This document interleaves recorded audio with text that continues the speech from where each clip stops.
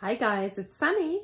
So if you're new to my channel, I am a professional ballroom dancer. And as you might know, for over 15 years, I owned the largest ballroom dance studio in the United States. And as such, I would get contacted probably once every 2 weeks by couples or individual dancers from abroad that wanted to come work in the United States as a dance teacher, and they needed a work visa. So they wanted help with that in some way. So although I do not own a ballroom dance studio anymore, I'm sure that question is still very popular. So I'm here to share a little background on that with you today. Because I myself, when I did own a studio, did successfully sponsor 2 different people on that type of visa, and both of them, one of them twice, one of them many times on 2 different types of visas. Okay, so what is the benefit of teaching in the United States? Well, if you can be successful here, there is going to be a higher standard of living, higher wages, less of a tax burden. These are huge quality of life benefits, okay? To preface this, I am not a lawyer. Okay, I'm not giving legal advice. I'm only sharing advice from my own experience in successfully sponsoring international individuals and couples to come to the United States. Okay, so firstly,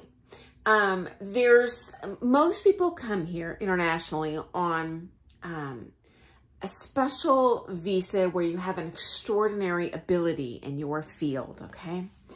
The good news is if you are not exponentially well accomplished and well known in your industry, it is possible to come here on a non-work visa, a visitor's visa as a dancer. And I sponsored that too. So this means you would come here, you would need an invitational letter from a studio saying, hey, this person's coming here to take lessons. This is how many lessons. An invitational letter from a competition organizer, or even better, from both. Hey, I'm coming to the United States to compete at the Embassy Ball, the Emerald Ball. Huge number of comps you could do when you come here.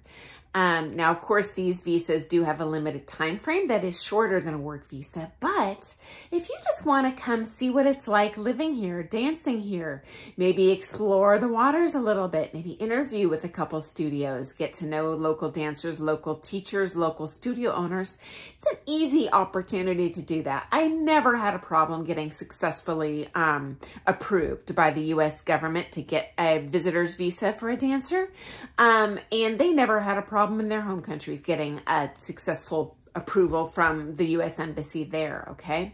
Although you will need approval from both the American government and your appropriate international government, okay? I will give you a warning, though. If you come here on a visitor's visa, do not teach for money or make money under the table, okay? If you're caught, you will be prohibited future entry into the United States and actually coming here legally and getting a green card and eventually living here full time if you want, or even working here again. It's not worth the risk, okay? You're here for a short period of time anyway. It's not worth the risk. I also highly recommend not overstaying your visa. Okay, you can't live here permanently under the table, never getting a driver's license, evading the IRS, blah, blah, blah. So when your visa is up, go home. You know what? You can always reapply to visit again.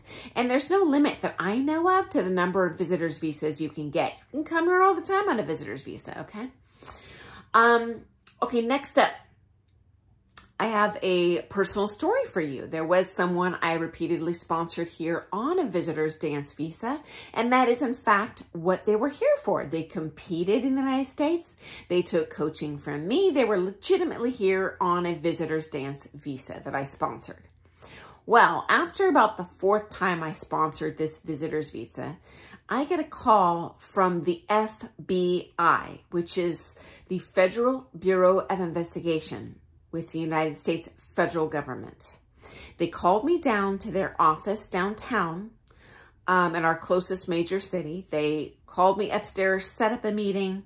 They ushered me through like, you know, gun metal detecting, you know, apparatuses. And I was kind of I felt like a interrogation room. It literally felt like an interrogation room with several FBI investigators that pulled up a whole file on this person and said, who is this person? What are they doing here? We know they're teaching under the table, which they weren't. Certainly not to my knowledge, not in my studio, though that's what they accused me of as the sponsor of this visa. And they said, you know, if you're caught doing this, you know, you're going to go to jail. This person's going to be expelled from the country, blah, blah, blah, blah. Big threats. And I was frankly intimidated. And they knew a surprising amount of information on this person from their home country that I had no idea about. So as a foreigner, particularly from certain foreign countries, say Russia, the former Soviet blocs, the government, the U.S. government is going to take a very close look at you, okay?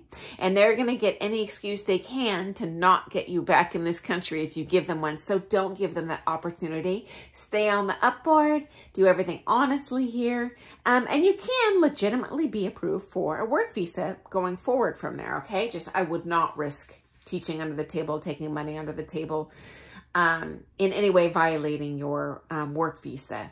Also, you can go to jail for tax evasion. So even worse probably than getting expelled from the U.S. and never being able to come back is going to prison, okay? You don't want to be in a federal prison for tax evasion, which I'm assuming if you're teaching under the table, you're not going to be reporting your taxes. Now, I do understand abroad, internationally, tax evasion is very common, kind of brushed under the rug. It is not ignored in the United States. We have very liberal tax laws. You can make a great living here, but you need to do so honestly and report your income. Otherwise, your butt is going to be in a sling and it's not good, okay? Also, there's two basically types of work visas you generally get approved for here for work visas, okay? Where, again, you need to be, quote unquote, an individual with extraordinary ability or international acclaim in ballroom dance, meaning you've placed at Blackpool at a world championship. And in some, you certainly don't have to be a finalist, but say, you know, quarter finalist, you know, that you're going to be able to legitimately get that approved by the U.S. government. You can't just claim that you have this, though. You need written documentation. You will likely need one or more letters from acclaimed people in our field. Say judges from Blackpool, they say, yes, this person is who they say they are. They're not just going to take your word for it, okay? Too many people trying to get in the country for them to just take your word for it, okay? Here's a potential loophole, though. Many countries do not have as competitive of a culture as others do. So unfortunately, the United States is a powerhouse worldwide. We have some of the best dancers in the world here at the professional championship level. Okay, so unfortunately, you are up against some good people. Okay, number two, if you're from England, if you're from Italy, if you're from China, if you're from a country that has, you know, many amazing ballroom dancers, it's going to be harder for you to prove yourself, okay? The loophole is, what if you come from a tiny country like Israel, who does not honestly have a good competitive dance community? You can be an okay dancer, but actually have a national ranking. Honestly, I don't think the U.S. government's going to know any better. You could probably submit your results nationally and say, hey, I'm a finalist in blah, blah, blah. Even though there's only 6 championship levels in your country, you're number 6. Government's probably not going to figure that out. I'm not advising you to break the law, but I am saying if you submit under those terms, you're telling the truth. And I suspect you'd probably be admitted to the U.S. on that work visa, okay? So it will finally increase your odds greatly if you hire a lawyer in your home country to walk you through this process. There are also services in the United States that you can purchase to walk you through that process that will increase your odds. That being said, I never had help. The people I sponsored never had help. I handled that on my own and I was approved. So it's not necessary if you don't have that expendable income to take that route. But if you have the money, I think it's worth saving that time and stress to kind of ease that process for you moving to the US and successfully working here, okay? I'm gonna, a lot more to touch on in this subject.